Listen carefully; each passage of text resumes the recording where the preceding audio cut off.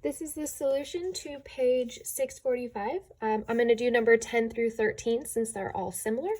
And so we want to find the measure of each angle as accurate to the nearest degree. So just kind of to review the ratios. So when we have sine of an angle, we get the opposite over hypotenuse. And so what I talked about in the lesson is that this is a function, right? We input the angle, we apply the function sine, and it outputs this ratio. It's the same as if we were to have 2x equals y. We input y, we apply this function multiplying by 2, and we output a y. And so whenever we have a function, there's an inverse function. So the inverse of multiplying would be dividing. The inverse of sine is sine inverse. And so when we have something like number 10, okay, we have sine of angle A.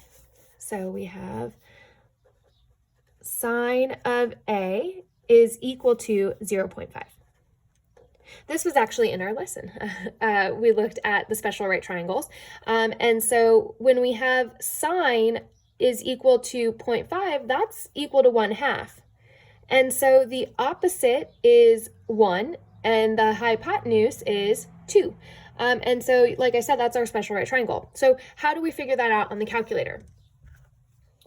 Let me get the calculator open.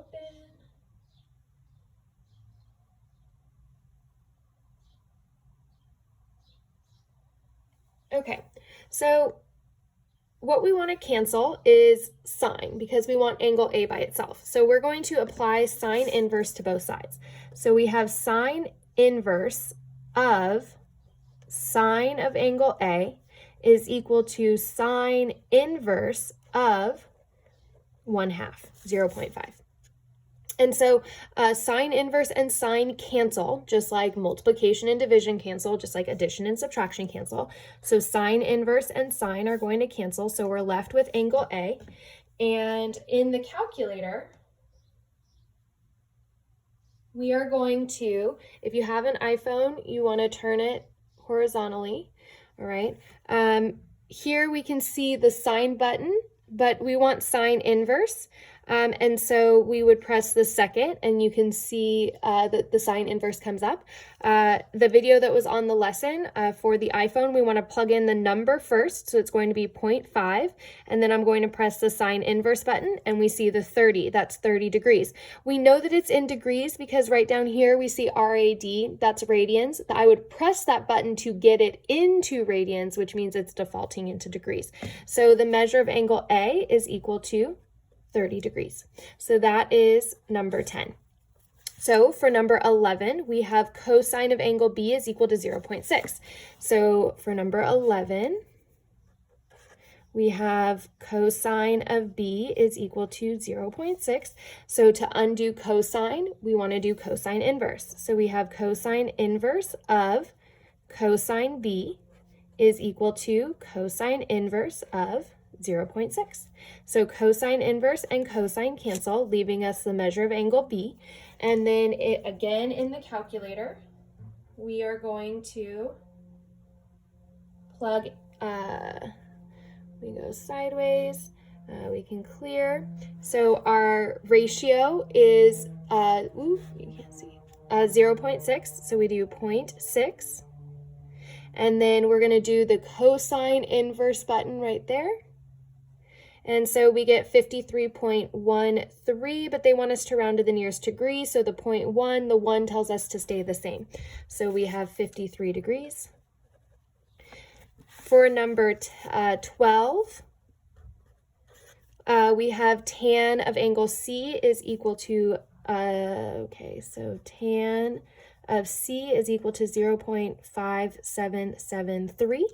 And so to undo tan, we do tan inverse. So we have tan inverse of tan of angle C is equal to tan inverse of 0.5773. And so tan inverse and tan cancel, leaving us angle C. And we're going to, in the calculator, plug in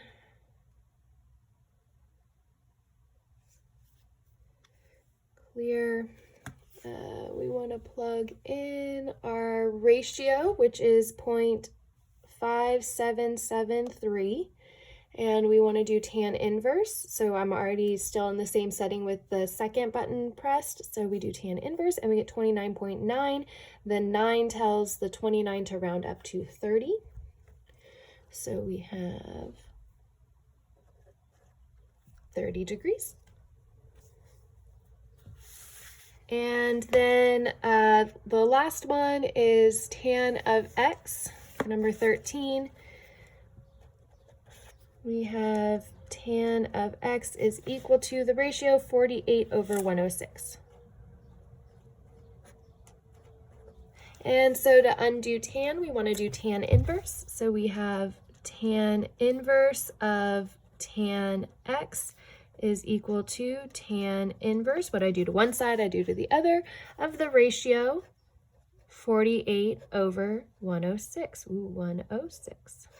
And so in the calculator, I would find my ratio first by, so I'm going to clear, and then I would do 48 divided by 106.